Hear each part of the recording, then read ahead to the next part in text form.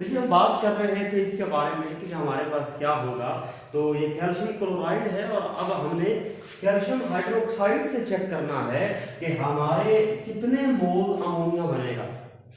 तो अमोनिया के कितने मोल बनेंगे अब हमने ये चेक करना है। तो जरा इमेजिन कीजिएगा हम क्या करेंगे। अब हमने कंपैरिजन करना है कैल्शियम हाइड्रोक्साइड का और अमोनिया का।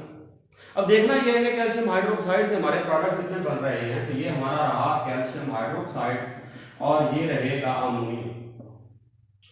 अगर according to balance chemical equation में देखता हूं तो अगर इसका 1 मोल हो तो इसके मोल बनते हैं 2। अगर इसका 1 मोल है तो उसके 2 मोल बनेंगे। और अगर इसके अकॉर्डिंग टू डेट 1.35 मोल होंगे तो 2 मल्टीप्लाई बाय 1.35 2.70। तो अब हमें नजर आ रहा है कि दोनों रिएक्टेंट की वजह से हमारा जो प्रोडक्ट है वो कितना बन रहा है। अब जरा नोट कीजिएगा, तीसरा स्टेप यही है। तीसरा स्टेप हमारी थिंकिंग है, तीसरा स्टेप हमारी सोच है।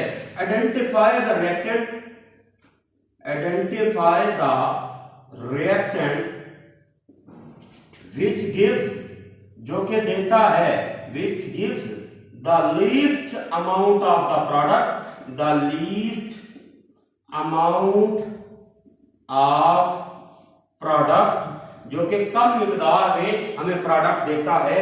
उस रिएक्टेंट को आइडेंटिफाई करना है जिसकी वजह से हमारे प्रोडक्ट कम बने हैं।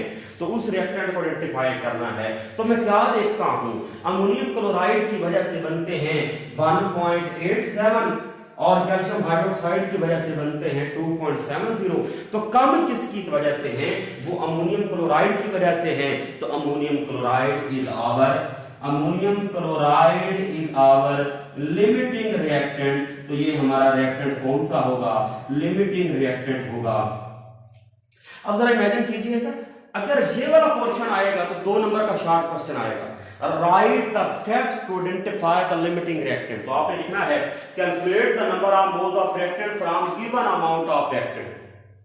दूसरा आपने लिखना है calculate the number of moles of product from the balance chemical equation. तीसरा आपने लिखना है identify the reactant which gives the least amount of the product. तो बात करने का मकसद है कि अगर आप इस तरतीब को, अरेंजमेंट को खराब करेंगे तो आपका न्यूमेरिकल नहीं हो पाएगा, क्योंकि तभी आप न्यूमेरिकल कर पाओगे कि हमारे पास देखें calculate the number of moles of reactant from the given amount of the reactant. Moles की मालूम करने हैं तो ये अमोनियम क्लोराइड का मैस है, ये कैल्शियम हाइड्रोक्साइड का मैस है। मोलर मैस हमें निकालना आता है। जब मैं मोलर मैस निकालता हूं तो ये हमारे पास है, नंबर ऑफ मोल्स हमारे पास आ गए। दूसरा अब काम होगा इनकी मदद से प्रोडक्ट के मोल मालूम करना according to balance chemical equation. तो मैं इसको देखता हूं, इसकी वजह से अमोनिया बन रहे हैं according to balance chemical equation. इसके 2 मोल हो तो 2 मोल, 1 होगा तो 1 मोल, इतने होंगे तो 1.87 मोल बनेंगे।